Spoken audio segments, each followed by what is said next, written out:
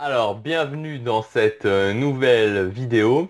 Donc aujourd'hui, on va parler du restaurant le plus cher de Disneyland Paris. Mais alors juste avant ça, j'ai deux choses à vous dire. Premièrement, pour ceux qui suivent la chaîne régulièrement, vous avez sûrement remarqué que les deux trois derniers jours, il y a eu quelques soucis au niveau de l'éclairage dans les vidéos. Voilà, donc je suis désolé, c'est un truc dont je me suis aperçu après. Je pouvais pas vraiment changer même au montage. J'ai pas réussi à faire. Enfin, je suis pas un expert de la vidéo évidemment, mais j'ai pas réussi à faire grand chose. Donc voilà, donc je pense que maintenant ça devrait aller. Bon, aujourd'hui il fait pas beau, donc c'était plus un problème si vous avez remarqué par rapport au soleil. Donc voilà, mais voilà, donc aujourd'hui c'est réglé, sauf si le soleil apparaît. Mais voilà, donc désolé vraiment pour ce problème d'éclairage, ça faisait des vidéos très très sombres et c'était vraiment pas du tout agréable à regarder. Et deuxième chose, pardon, comme d'habitude, vous pouvez télécharger donc les 5 vidéos privées qui ne sont pas disponibles sur YouTube, où je vous donne mes meilleurs conseils pour profiter à 100% de votre séjour à Disneyland Paris, donc en cliquant sur le lien qui est juste au-dessus, ou sur l'image qui est quelque part par là. Voilà, donc le restaurant le plus cher de Disneyland Paris. Alors je pense que certains le savent déjà, c'est le California Grill. Donc le California Grill, c'est le deuxième restaurant du Disneyland Hotel. Donc vous avez l'invention, il se situe au premier étage, pardon. Donc quand vous êtes au Café Fantasia là au milieu du Disneyland Hotel, au niveau de la coupole, euh, vous avez d'un côté l'invention et de l'autre côté le California Grill. Voilà, donc c'est vraiment le restaurant, voilà, c'est le restaurant le plus haut de gamme de Disneyland Paris. Même si on prend des restaurants qui sont chers, par exemple comme le Manhattan au New York, si on prend aussi l'Invention, il n'y a pas de comparaison. Voilà, au niveau des menus, donc de mémoire, parce que je voulais, pour être honnête, imprimer la carte aujourd'hui et vous parler très précisément des menus, mais voilà, j'ai oublié. Donc voilà, je vais faire ça de mémoire. Donc de mémoire, il me semble qu'il y a un menu qui est autour des 65 euros. Donc c'est 60-65 euros. Et un menu qui est un menu dégustation. Vous avez des plats, enfin plusieurs. Donc le menu dégustation, voilà, c'est plusieurs plats qui sont vraiment amené sous forme de dégustation, donc en petite quantité. Et là, vous en avez beaucoup plus évidemment, et là il est aux alentours de 100 euros, donc c'est un petit peu moins de 100 euros je crois. Sinon si vous êtes à la carte, donc va falloir compter 25-30 euros pour une entrée, va falloir compter 40 à 50 euros pour un plat et une vingtaine d'euros pour les desserts. Donc voilà, donc c'est assez cher. Si vous y allez par exemple à deux, enfin deux adultes ou plusieurs, mais enfin bon c'est vrai que c'est plutôt le restaurant qu'on va faire en tête à tête ou on va pas se venir avec 5-6 enfants dans ce restaurant-là, je pense que ça leur plairait pas des masses. Euh, il faut compter, bon très honnêtement avec les boissons, je pense qu'il faut compter, de toute façon si on va dans ce restaurant-là, c'est pas spécialement pour faire des économies, il faut compter 100 euros par personne, voilà, 100 euros par adulte, c'est le prix que vous allez payer sans vous priver, en profitant vraiment. Donc voilà, donc 100 euros par adulte, c'est quand même très cher. On est très loin des autres prestations parce qu'on va dire que l'invention, qui est le deuxième plus cher, vous allez en avoir aller pour 60-65 euros par adulte maximum si vous prenez des boissons. Donc c'est assez cher. Si vous lisez les avis sur ce restaurant, enfin voilà, ce restaurant a été quand même assailli de critiques négatives, on va dire. Alors malgré tout, voilà, c'était vraiment le cas il y a 2 ans.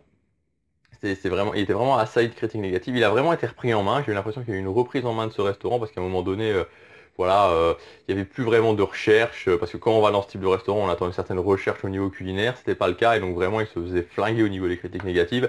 Donc maintenant, c'est toujours un peu le cas. Dans le sens où, bon, la plupart, enfin, certaines personnes qui y vont se disent, bah voilà, c'est un peu trop cher pour ce que c'est, hein, donc c'est pas très nouveau comme critique, c'est toujours un petit peu la même chose.